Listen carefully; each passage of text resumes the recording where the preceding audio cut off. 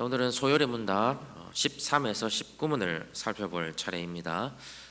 사실 오늘 하루 안에 좀 다루기에는 다소 많은 내용입니다. 그래서 좀 중요한 흐름을 따라서 굵직한 개념을 중심으로 한번 살펴보도록 하겠습니다. 자, 오늘 살펴볼 13에서 19문을 이제 하나의 단락이라고 우리가 생각을 해보면 큰 주제는 타락입니다. 사람이 범죄함으로 타락했다. 이게 13문에서 선포하고 있는 대명제이고요. 타락이라는 중심 주제 속에서 사람을 타락하게 만드는 죄가 무엇이냐 하는 것을 14에서 16문이 다루고 있고, 사람이 타락하게 된 결과는 무엇이냐 하는 것을 17에서 19문이 상세하게 다루고 있습니다. 그래서 아주 간단하게 정리를 해보면, 사람이 타락을 했는데 사람을 타락하게 만든 죄는 무엇이고 그 타락의 결과는 무엇이냐 하는 걸 오늘 우리가 살펴본다, 이렇게 머릿속으로 구조를 잡으시면 될 것 같습니다.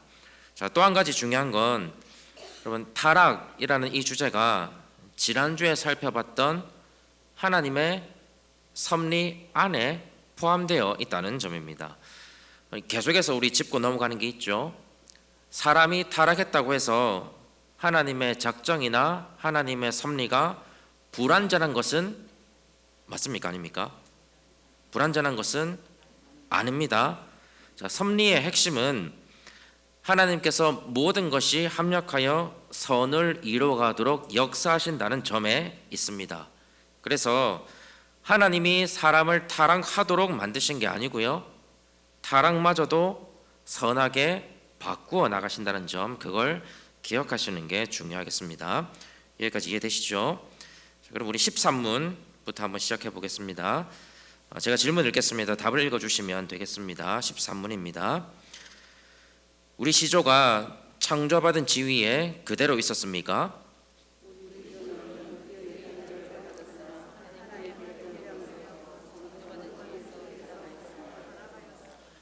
자, 여러분, 답변을 보시면 우리 지난주에 섭리를 다룰 때 나왔던 내용들이 지금 반복되고 있습니다.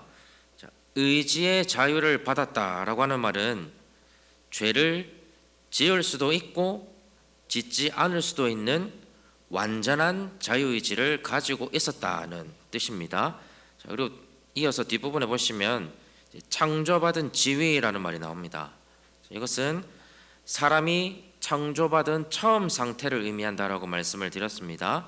사람은 하나님의 의와 거룩과 지혜로 창조되었고, 하나님의 형상을 닮아서 무죄하고 영광스러운 지위 상태에 있었습니다. 그래서 13문은 하나님의 형상을 닮아서 무죄하고 영광스러운 상태였던 사람이 죄를 짓지 않을 수 있는 완전한 자유가 있었음에도 불구하고 하나님께 범죄함으로 처음에 창조받았던 상태, 지위를 잃어버리게 되었다라고 지금 말하고 있습니다. 여러분, 한글 번역에서는 하나님께 범죄함으로라고 이렇게 번역하고 있지만, 원문에 보면 하나님께 대항하여라는 말이 포함이 되어 있습니다. 그래서 1차적으로 하나님께 범죄하고 타락하게 된 근본 원인은 하나님에 대한 자발적 대항이다. 우리가 이것을 조금 기억할 필요가 있습니다. 여러분, 어떤 대항이라고요? 자발적 대항입니다. 우리가 자칫하면 타락의 원인을 하나님께로 돌릴 수가 있거든요. 예를 들어서 하나님은 왜 타락을 예견하셨으면서도 사람에게 행위 언약을 허락하셨을까요? 아니, 하나님께서 불순종할 걸 아셨다면, 그래서 지키지 못할 걸 아셨으면 애초에 언약은 주지 않으면 될 일 아니겠습니까? 알면서도 하나님께서 언약을 주셨기 때문에 타락의 원인이 하나님께 있다, 이렇게 주장하기도 합니다. 자, 그런데 이것도 사람이 타락한 이유를 하나님께로 전가하고 싶은 인간의 또 다른 죄성이 발현된 결과입니다. 자, 여러분, 이런 논리를 똑같이 적용해 보면 하나님께서 사람들이 다 믿지 않을 걸 아셨다면 예수님을 보내는 게 맞을까요? 안 보내는 게 맞을까요? 보내지 않는 게 맞죠. 뭐 하려고 믿지도 않은 사람들을 위해서 예수님의 그 고귀한 목숨을 희생하겠습니까? 우리가 기억해야 될 건 행위 언약을 맺으시고 우리를 위해서 예수님을 보내시고 신앙의 규범으로서 말씀을 허락하시는 모든 하나님의 행위는 지극히 선합니다.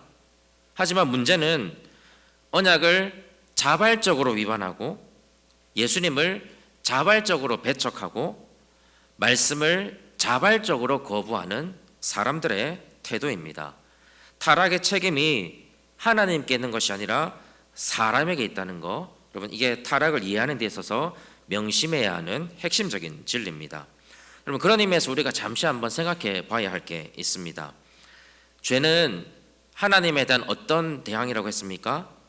자발적인 대항이라고 말씀을 드렸습니다. 근데 여러분 우리가 가만히 한번 생각해 보면 우리는 우리가 범하는 죄가 마치 타의에 의한 것처럼 나는 말씀대로 살고 싶은데 사탄이, 세상이, 저 사람이 나를 가만히 내버려 두지 않는다고 생각하는 경향이 있습니다. 세상 살이가 만만치 않아서 맞습니다. 만만치 않죠. 그걸 부정하는 것이 아닙니다. 시간이 없어서 여건이 안 돼서 저 사람이 먼저 저렇게 행동하니까 나는 말씀대로 살고 싶지만 어쩔 수 없이 마음은 그렇지 않지만 부득이하게 말씀대로 살지 못했다고 우리를 변호하려고 할 때가 있습니다. 여러분 창세기 3장에 가면 하나님께서 아담에게 너가 나무의 열매를 먹었느냐라고 물어보셨을 때 아담은 누구 때문에 먹었다고 대답합니까? 하나님이 주신 그 여자 때문에 먹었다고 자기를 변호하죠. 그래서 하나님께서 하와에게 왜 나무 열매를 먹었느냐고 물어보니까 뭐라고 대답합니까? 뱀이 나를 꿰어서 먹었다고 변호합니다. 여러분 죄의 원인이 나에게 있지 않고 내 주변에 있다고 생각하는 것은 아담 때부터 쭉 있어 왔던 일입니다. 하지만 여러분 아무리 변명을 들어놓아도 죄는 하나님을 향한 우리 스스로의 자발적인 대항입니다. 세상이, 환경이, 우리 주변의 사람들이 우리를 몰아가는 게 아니고 우리가 자발적으로 선택하는 겁니다. 이렇게 말씀드리면 제가 되게 꽉 막힌 사람처럼 보이고 개인의 상황도 이해하지 못하는 되게 속 좁은 사람처럼 보일 수 있지만 그렇다고 해서 죄의 본질이 달라지지는 않습니다. 그래서 여러분 죄에서 벗어나려면 상황이나 환경이 달라지기를 기다려서는 안 됩니다. 기도할 때도 이 상황이나 환경이 변하게 해달라고 기도하는 건 여러분 솔직히 말씀드리면 기만에 가깝습니다. 자기가 바뀌어야죠. 자발적으로 하나님을 대항하던 우리의 모습이 자발적으로 하나님께 순종하는 모습으로 변화하게 해달라고 우리는 기도해야 하고 스스로의 삶을 변화시켜 나가야 합니다. 여러분 그게 죄에서 벗어나는 길이라는 것을 우리가 하나 기억하고 넘어가면 좋을 것 같습니다. 자, 죄는 하나님에 대한 자발적 대항이라는 맥락이 14문으로도 이어집니다. 14문 제가 질문을 읽겠습니다. 단문을 읽어주시면 되겠습니다. 14문입니다. 죄가 무엇입니까?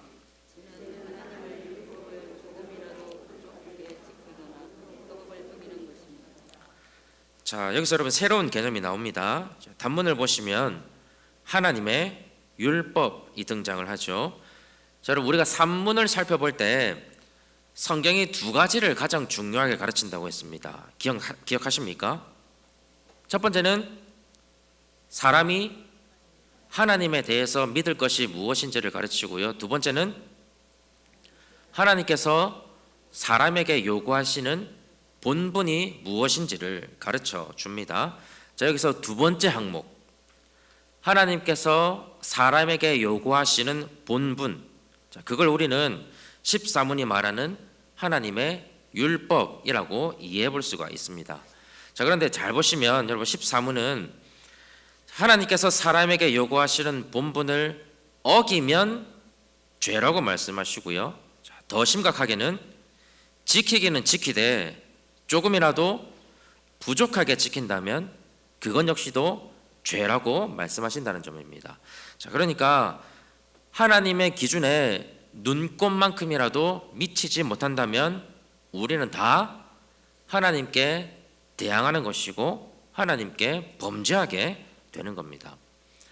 자, 여러분 여기서도 자칫하면 하나님의 율법이 인간을 이렇게 올가매는 것처럼 느끼기 쉽습니다. 하나님께서 딱 울타리를 쳐놓고 거기에서 조금이라도 넘어가면 막 분노하시는 그런 이미지로 생각하기 쉽습니다. 여러분 이 죄라는 말이 라틴어로 보면 자기의 경계를 벗어난다는 뜻을 가지고 있거든요. 자, 하나님께서는 사람에게 가장 좋은 울타리를 둘러주셨습니다. 순종하면 하나님께서 복을 주시는 하나님에게도 가장 좋고 사람에게도 가장 좋은 하나님의 율법, 말씀이라는 울타리를 둘러 놓으셨습니다. 사람을 가두어 두려는, 그래서 구속하려는 목적이 아니고요, 사람에게 가장 좋은 것을 주고 싶어하는 하나님의 선한 목적이었을 뿐만 아니라 사람이 창조 목적에 부합하게 살아갈 수 있도록 허락해 주시는 하나님의 최고의 선물이자 은혜였습니다. 그런데 사람이 그 울타리를 자발적으로 벗어난 겁니다. 스스로가 울타리로 둘러주신 기름지고 안락한 초장을 넘어가서 광야로 내달리기 시작한 거죠. 그 죄가 어떻게 시작되고 있는가를 바로 15문이 이야기를 하고 있습니다. 15문 제가 질문 읽겠습니다. 단문 읽어주시면 되겠습니다. 15문입니다. 우리 시조가 창조받은 지위에서 타락하게 된 죄는 무엇입니까? 우리 시조가 창조받은 지위에서 타락하게 된 것은 공평하신 열매를 먹은 것입니다. 자, 우리의 시조가 창조받았을 때에 무죄했던 신분에서 타락하게 된 죄는 다들 알고 계시는 것처럼 선악을 알게 하는 나무 열매를 먹은 죄였습니다. 자, 여러분 그런데 이런 반문도 있습니다. 아담과 하와가 사실은 따지고 보면 열매 하나를 먹은 것에 불과한데 그게 그렇게 심각한 문제가 되느냐 이렇게 보는 경우도 있습니다. 여러분 소위 이제 선악과를 먹은 것은 먹었다는 행위 자체가 죄의 전부는 아닙니다. 거기에 내재되어 있는 많은 죄악들이 포함되어 있습니다. 자, 예를 들어서 불신앙의 측면이 있습니다. 자, 하나님께서 그 나무의 실과를 먹는 날에는 너희가 어떻게 될 거라고 말씀하셨습니까? 반드시 죽는다고 말씀을 하셨습니다. 자, 그런데도 두 사람은 사탄이 그 나무의 열매를 먹으면 죽지 않는다라고 했던 말에 넘어가 버렸습니다. 그러니까 엄밀히 따지면 아담과 하와가 하나님의 말씀보다 누구의 말을 더 믿었다고 볼 수밖에 없습니까? 마귀의 말을 더 믿었다고 볼 수밖에 없습니다. 그래서 이건 굉장히 심각한 불신앙의 죄가 됩니다. 또 아담의 불만, 만족하지 못하는 마음도 내재되어 있습니다. 여러분 아담은 그때 당시에 에덴 동산의 모든 것을 자기 소유처럼 여길 수 있었습니다. 모든 것이 다 아담의 것이었지만 딱 하나 무엇이죠?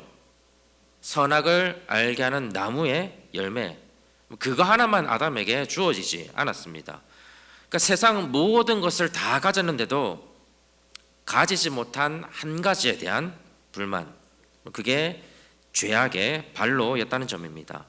하나님께서 주신 것에 감사할 줄 모르고 만족할 줄 모르는 마음, 이런 불만이 곧 하나님께 대항하는 행동으로 드러나고 있는 겁니다. 또 하나님과 같아지려는 교만이 그 안에 있습니다. 그럼 아담은 무엇으로 창조되었습니까? 흙으로 창조되었습니다. 그러면 사람은 하나님의 입장에서 보면 티끌 속에서 간 만들어진 어찌 보면 아무것도 아닌 존재인데 이제 그 하찮은 존재가 누구와 같이 되기를 바랍니까? 하나님과 같이 되기를 바랍니다. 민수기 16장에 보면 모세가 제사장의 직분을 탐내던 고라의 무리들에게 너희가 분수에 지나치다라고 질책하는 장면이 나옵니다. 여러분, 사람과 사람 사이에도, 직분과 직분 사이에도 분수가 있는데 하나님과 사람 사이라면 어떻겠습니까? 분수에 지나친 교만, 그게 사람의 죄악에 포함되어 있는 겁니다.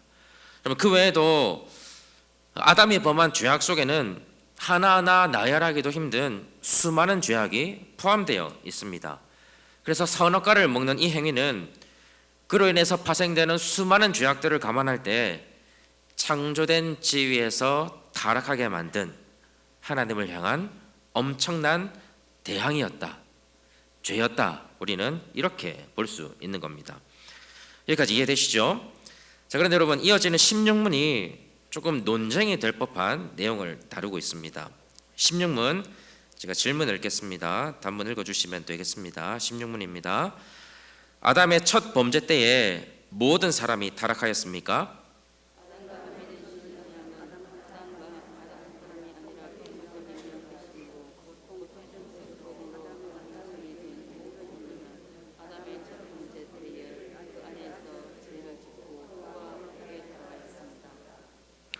자, 이런 경우가 있습니다. 아담이 범한 죄는 충분히 인정할 수 있지만 그게 왜 나와 관계되어 있는 것인지에 대해서 의문을 품는 사람들이 있습니다. 자, 하나님께서 언약을 맺은 건 아담이기 때문에 아담이 계약의 당사자이지 우리는 아니다라고 이야기하는 제법 논리적인 주장이 있습니다.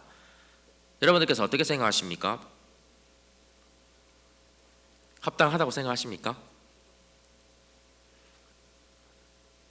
어떠세요? 16문의 답변을 한번 보십시오. 자, 아담과 맺으신 언약이라고 하는 것은 12문에서 다루었던 행위 언약을 의미합니다. 완전한 순종을 조건으로 맺으신 생명 언약은 아담 한 사람만 위한 것이 아니고요, 그의 후손까지도 위한 것이라고 이야기를 하고 있습니다. 자, 그래서 하나님과 아담이 맺은 언약은 아담 개인과 맺은 언약이 아니고요, 모든 인류와 맺으신 언약이라고 할 수 있습니다. 여러분, 요즘에도 대통령이 국민의 대표 역할을 하지 않습니까? 관세라든지 아니면 비자라든지 이런 외교의 영역에 포함되어 있는 일은 대통령이 해당되는 국가와 서로 조약을 맺기만 하면 그게 그 나라에 속한 모든 국민에게 영향이 갑니다. 행위 언약도 마찬가지입니다.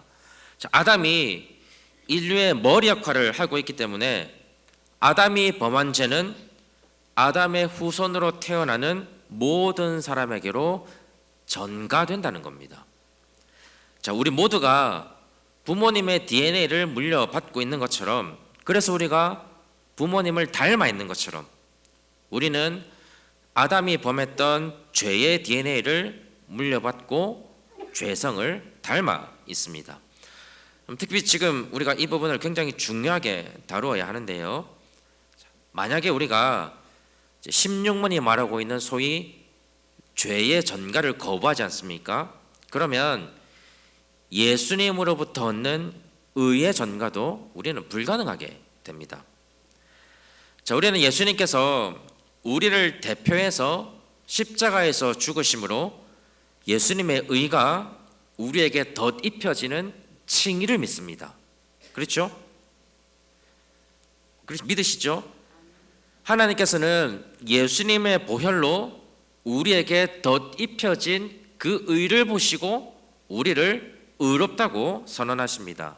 자, 그 덕분에 우리는 사망에서 생명으로 옮겨집니다.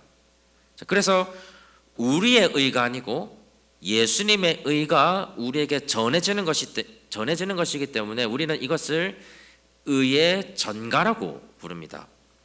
자, 하나님께서는 죄의 전가로 타락했던 모든 인류를 의의 전가로 다시 살리기로 작정하셨습니다. 이거 이해되십니까? 자, 하나님께서는 죄의 전가로 타락해 있는 모든 사람들을 의의 전가로 다시 살리기로 작정하셨습니다. 자, 이 작정은 예수님의 성육신이라는 섭리로 이어집니다. 왜 이어질까요? 모든 사람을 대표했던 옛 아담이 모든 인류를 타락시켰기 때문에 모든 인류를 다시 회복시키기 위해서는 대표성을 띠는 사람이 필요합니다. 그래서 여러분, 예수님이 사람의 몸으로 오셔야만 했던 겁니다. 고린도전서 15장의 말씀처럼 모든 사람을 살리는 마지막 아담으로 오신 분이 바로 우리 예수 그리스도이신 겁니다. 그래서 우리는 아담 때문에 모든 인류가 타락한 상황 속에서도 마지막 아담이신 예수님을 통해서 모든 인류를 구원하실 하나님의 작정, 하나님의 섭리를 이 장면에서도 우리는 미리 엿볼 수 있게 됩니다. 타락 속에서도 꽃 피우고 있는 섭리의 은혜를 우리는 맛보게 되는 것이죠. 잠깐 이야기 흘렀는데요. 어쨌든 중요한 것은 하나님과 아담이 맺은 언약이 전 인류를 향한 언약이었기 때문에 아담의 후손인 우리는 아담의 범죄 때에 그의 안에서 죄를 짓고 그와 함께 타락했다. 이것을 꼭 기억하시면 되겠습니다. 자, 이제 우리 17문 같이 한번 보겠습니다. 17문 질문 제가 읽겠습니다. 단문 읽어주시면 됩니다. 타락으로 말미암아 인류는 어떠한 처지에 떨어지게 됐습니까?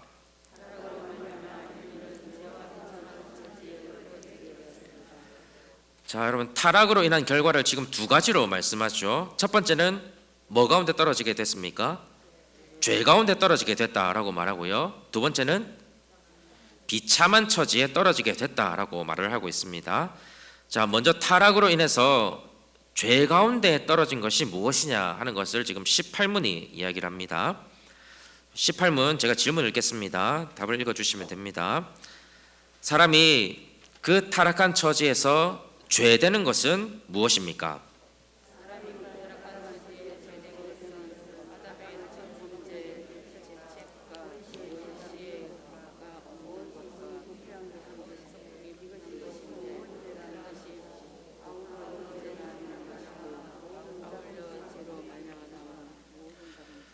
자, 여러분, 여기서 익히 들어오셨던 원죄와 자범죄가 지금 등장합니다. 자, 자범죄는 원죄로 인해서 발생되는 실제적 죄악들을 모두 다 이야기하고 있기 때문에 원죄와 자범죄 중에서 훨씬 더 중요한 측면은 원죄에 담겨져 있다고 볼 수 있습니다. 자, 먼저 원죄는 세 가지로 지금 나눌 수 있죠. 18문의 답변을 보시면요. 첫 번째로 아담의 첫 범죄의 죄책, 자, 이라고 하는 것은 죄에 대한 책임을 의미하는 거고요. 자, 두 번째로 원시의를 상실했다는 것은 우리가 앞에서 계속해서 다루었던 것처럼 창조받은 지위에 있을 때에 소유하고 있었던 근본적인 의를 상실했다는 것을 말하고요. 세 번째로 온 성품이 부패했다는 것은 말 그대로 사람의 전 인격이 부패했다는 것을 이야기하고 있습니다. 자, 세 가지 의미 중에서 오늘은 마지막 부분 온 성품이 부패했다는 것에 조금 초점을 맞출 텐데요. 자, 이 말을 쉽게 조금 표현하면 인간이 전적으로 타락해버려서 죄를 멈출 도리가 없다는 뜻입니다. 죄가 이제는 우리의 천성이 되었다는 의미인 겁니다. 여러분, 우리의 눈은 타락했습니다. 이게 참 역설적인 건데요. 아담이 선악을 알게 하는 나무의 실과를 먹고 눈이 어떻게 됐습니까? 눈이 밝아진 이래로 우리는 하나님을 제대로 볼 수 있는 영적인 시력을 잃어버렸습니다. 우리의 지성도 타락했습니다. 그래서 여러분, 그냥 무지할 뿐만 아니라 온갖 오류와 착각으로 우리의 지성이 얼룩져 있습니다. 그래서 우리는 바르게 판단하지 못하고요. 이사야 5장 20절의 말씀처럼 단 것을 쓴 것을 단 것으로 삼고 살아가기도 합니다. 우리의 마음도 극도로 부패해서 우리의 마음 속에는 정욕과 완악함과 불성실과 위선과 죄악된 것들이 들끓고 있습니다. 전도서 9장 3절의 말씀처럼 평생에 우리는 미친 마음을 품고 살아가는 겁니다. 그래서 사람의 마음을 작은 지옥이자 마귀의 작업장이라고 부르기도 합니다. 또 여러분, 우리가 아무리 거룩한 일을 한다고 하더라도 그 안에는 원죄가 혼합되어 있습니다. 우리가 기도라는 지극히 거룩한 행위를 할 때에도 내 욕심과 내 정욕이 침투합니다. 하나님 앞에 눈물을 흘리며 회개할 때도 자기의 의를 드러내고 싶은 욕망이 슬그머니 찾아오기도 합니다. 여러분, 아무리 겸손한다고 하더라도 그 속에는 자만함이 섞여져 있습니다. 이처럼 원죄는 우리 안에 어떤 맥박처럼 항상 함께 뛰고 있기 때문에 악을 행하려는 성향 자체가 우리 안에 내재되어 있고요, 죄를 짓기를 목탁에 갈망합니다. 그게 타락으로 인해서 죄 가운데 떨어진 우리의 적나라한 모습입니다. 그런데 여러분, 이런 질문이 생길 수 있습니다.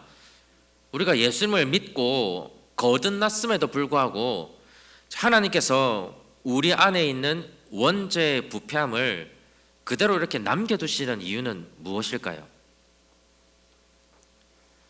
좀 가져가 주시면 좋을 텐데, 우리 부패한 이 마음을 하나님께서는 왜 그대로 가지고 살도록 만드실까요? 고린도전서 10장 12절의 말씀처럼 우리가 구원을 받았다고 해서 선줄로 생각하지 말고 넘어질까 조심하는 삶을 살아가도록 하기 위함입니다. 그리고 이제는 죄와 싸워야 하는 우리의 참된 본성을 일깨우기 위함입니다. 여러분, 비록 죄가 우리 안에서 완전히 제거될 수는 없지만 죄가 우리를 지배하지 못하도록 우리는 하나님의 도우심을 요청하면서 살아가야 합니다.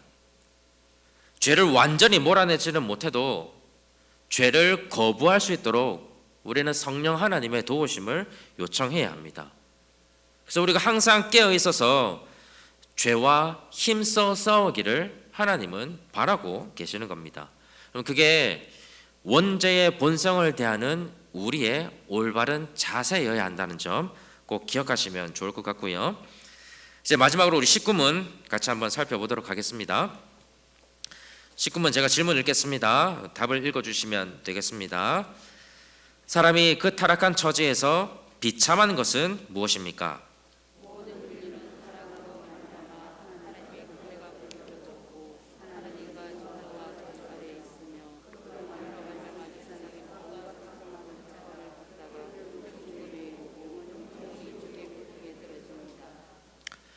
자, 여러분, 지금 단문을 잘 보시면 비참한 처지가 몇 가지로 표현되고 있는 것처럼 보입니까? 하나님과 교제가 끊어지고요, 하나님의 진노와 저주 아래 있고, 세상에서 온갖 비참함을 겪고, 죽음에 이르고, 마지막으로 지옥에 떨어지는 것까지 여러분 총 5개로 보입니다. 그렇죠? 자, 그런데 원문에 보면 모든 인류가 겪는 비참함의 근본 원인은 사실상 하나로 제시합니다. 바로 하나님과의 교제가 끊어진 것. 그게 근본 원인이고, 거기서 파생되는 결과가 뒤이어지는 4가지로 설명을 하고 있습니다. 자, 그래서 타락으로 인한 비참함의 맥락을 우리가 다룰 때에 하나님과의 교제가 끊어진 것, 거기에 핵심이 있다는 것을 우리가 조금 기억할 필요가 있습니다. 여러분, 사람은 하나님과의 교제가 끊어짐과 동시에 사탄의 지배 아래서 살아가게 됩니다. 수평적 관계를 암시하는 관계가 수직적 관계를 나타내는 지배로 바뀌어 갑니다. 하나님 안에서 왕 노릇하던 사람이 사탄의 지배 아래서 노예 생활을 하게 되는 겁니다. 그것뿐만이 아닙니다. 우리가 하나님과의 교제를 통해서 하나님의 뜻을 알고 하나님께서 기뻐하시는 방향으로 살아가는 게 아니라 우리의 삶이 마귀의 뜻에 좌우되기 시작합니다. 그래서 하나님과의 교제를 상실하는 것은 비참함이라는 말로는 조금 부족해 보이는 오히려 재앙에 가까운 일입니다. 또 하나님과의 교제가 끊어진다는 것은 여러분 하나님의 임재에서 추방당한다는 것을 의미합니다.